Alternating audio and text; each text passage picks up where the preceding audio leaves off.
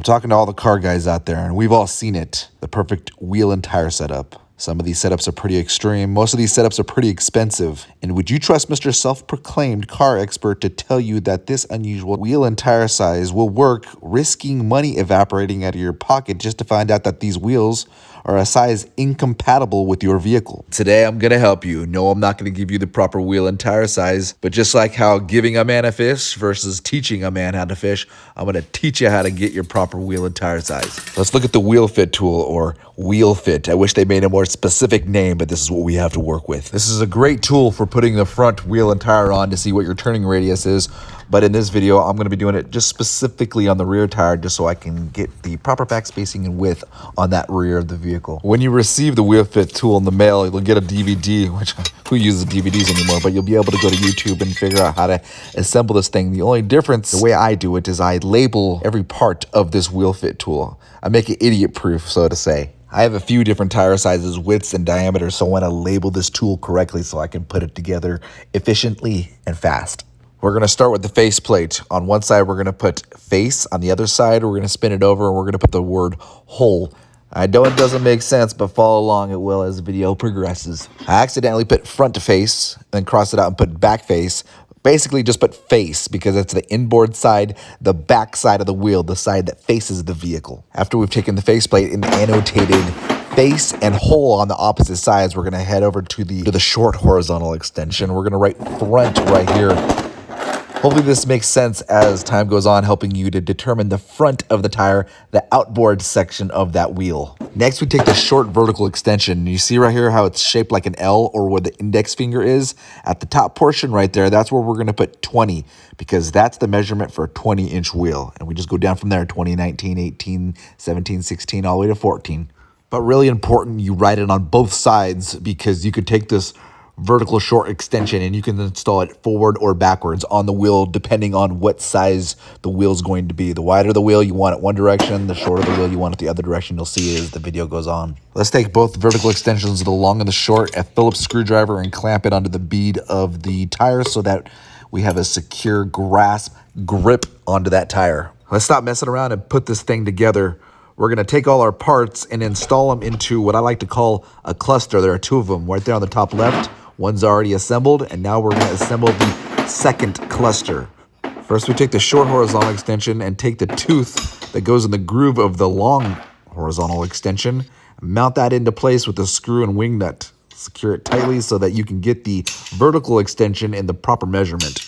Now the two clusters are assembled, and we have to get the faceplate in the correct back spacing measurement.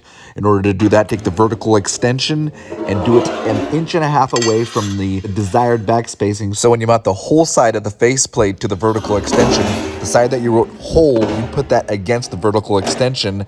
You'll look and you'll see the measurement, and the faceplate should be exactly parallel to what you want the back spacing to be. The back spacing is 4.5. That's where it ends on the faceplate. Now, it's okay to make mistakes. That's the whole point of this tool. You should be adjusting this till you get the proper back spacing. You see right here, I'm making an adjustment, and I'm getting ready to put it in the tire because my back spacing was too far away. It rubbed up against the inner side of the wheel well.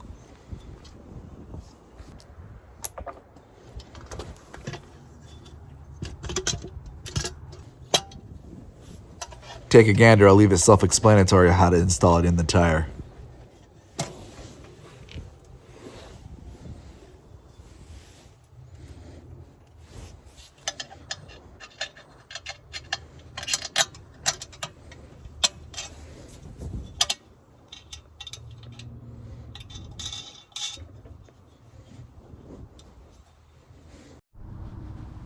Here I am installing the wheel onto the car, the wheel tool.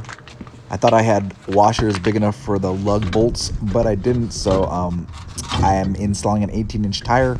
The next time around, I installed a 16-inch tire, so the next time around, I was smart enough to get me some washers that fit over the lug bolts so that I didn't booger up the mounting plate, because if you don't get those bolts, that's what will happen.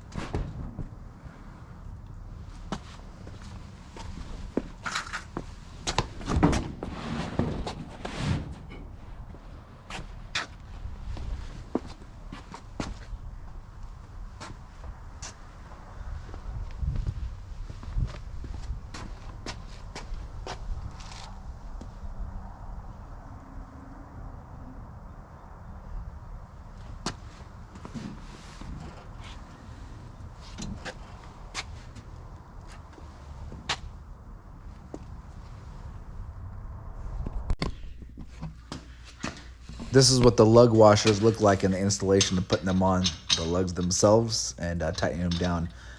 I like to hand tighten them, even though I did use an impact at one point. Don't tell nobody.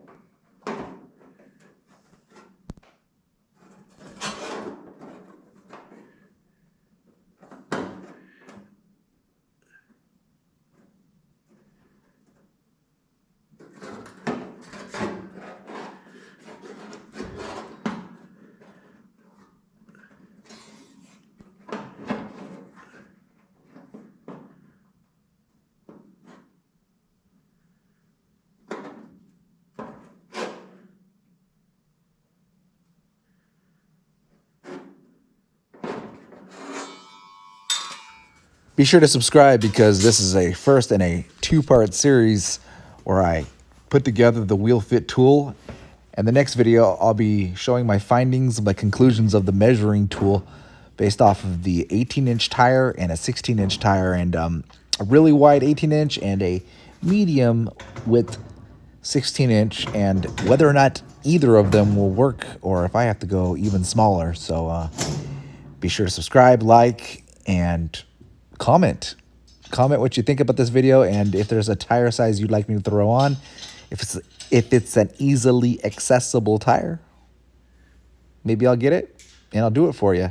But this is one of the most requested videos that I've had this entire time. So I've never had a video as requested. I've never had a video requested at all, and this has been requested by about 6 separate people on the comments. So I hope I can be some help.